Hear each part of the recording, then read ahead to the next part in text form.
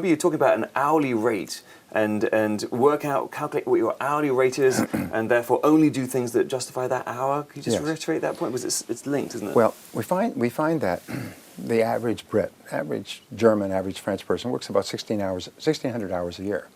Average executive or business owner works about 2,000 hours a year. So what you do is you take your annual income and you divide it by 2,000. So let's say you're earning 100,000 pounds a year.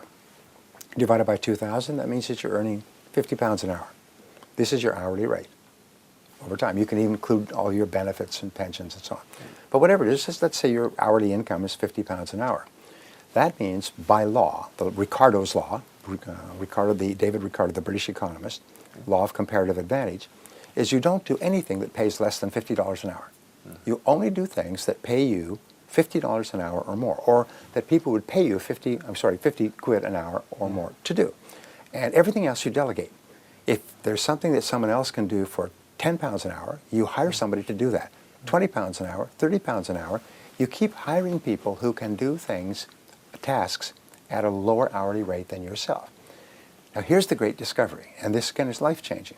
I call it the law of three.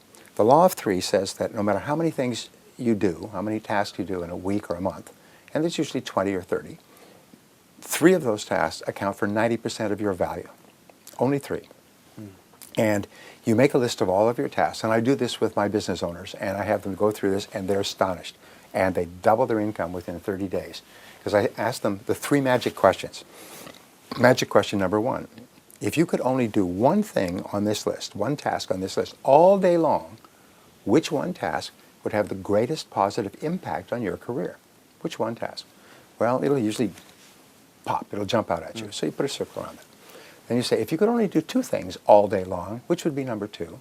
And you put a circle around that. If you could only do 3 things all day long, which would be number 3? Put a circle around that. And suddenly, it's almost like all these other tasks fade.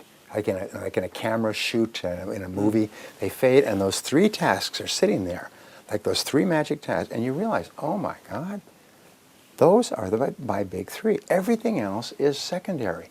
Everything else can be done by someone else, or done later, or not done at all. And then you focus on the 3. So here's the rule for doubling your income, and doubling it again, and doubling it again.